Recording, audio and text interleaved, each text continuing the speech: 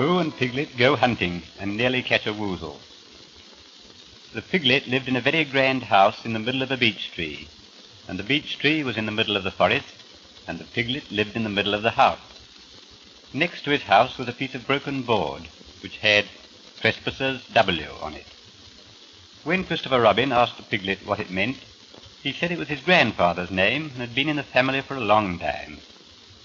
Christopher Robin said you couldn't be called Trespassers W, and Piglet said yes you could, because his grandfather was, and it was short for Trespassers Will, which was short for Trespassers William, and his grandfather had had two names, in case he lost one, Trespassers after an uncle, and William after Trespassers.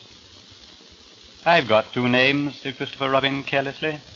Well, there you are, that proves it, said Piglet.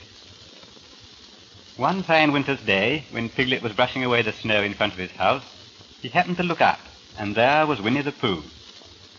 Pooh was walking round and round in a circle, thinking of something else, and when Piglet called to him, he just went on walking. Hello, said Piglet, what are you doing? Hunting, said Pooh. Hunting what? Tracking something, said Pooh. Tracking what? Said Piglet, coming closer. That's just what I ask myself. I ask myself, what? What do you think you'll answer? I shall have to wait until I catch up with it, said Pooh. Now, look there. He pointed to the ground in front of him. What do you see there? Tracks, said Piglet. Paw marks. He gave a little squeak of excitement. Oh, Pooh, do you think it's a woozle? It may be, said Pooh. Sometimes it is, and sometimes it isn't. You never can tell with paw marks. With these few words he went on tracking, and Piglet, after watching him for a minute or two, ran after him. Pooh had come to a sudden stop, and was bending over the tracks in a puzzled sort of way. What's the matter? Asked Piglet. It's a very funny thing, said Bear, but there seem to be two animals now. This, whatever it was, has been joined by another, whatever it is, and the two of them are now proceeding in company. Would you mind coming with me, Piglet, in case they turn out to be hostile animals? Piglet scratched his ear in a nice sort of way, and said that he had nothing to do until Friday, and would be delighted to come, in case it really was a woozle. You mean, in case it really is two woozles, said Pooh. And Piglet said that anyhow he had nothing to do until Friday, so off they went together.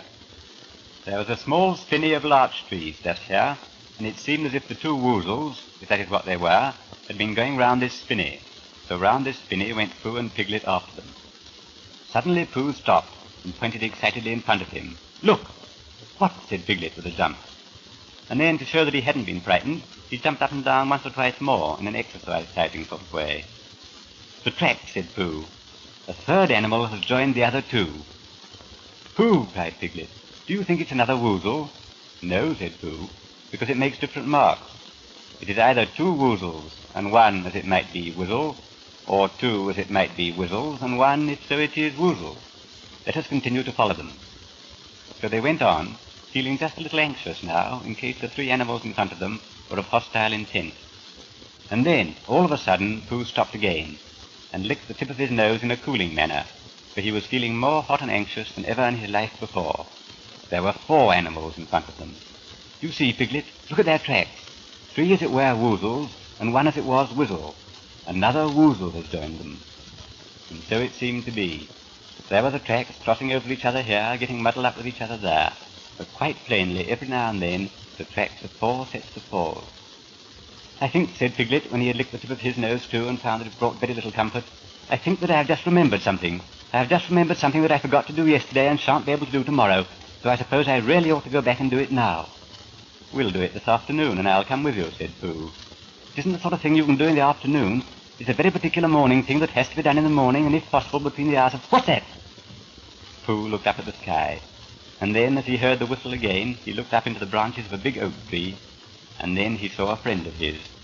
It's Christopher Robin, he said. Ah, then you'll be all right, said Piglet. You'll be quite safe with him. Goodbye. And he trotted off home as quickly as he could, very glad to be out of all danger again. Christopher Robin came slowly down his tree. Silly old bear, he said, what were you doing? First you went round the spinney twice for yourself, and then Piglet ran after you, and you went round again together, and then you were just going round a fourth time. Wait a moment, said Pooh, holding up his paw. He sat down and thought, in the most thoughtful way he could think. Then he fitted his paw into one of the tracks, and then he scratched his nose twice and stood up. Yes, said Pooh. I see now, said Pooh. I have been foolish and deluded, said he, and I am a bear of no brain at all. You're the best bear in all the world, said Christopher Robin.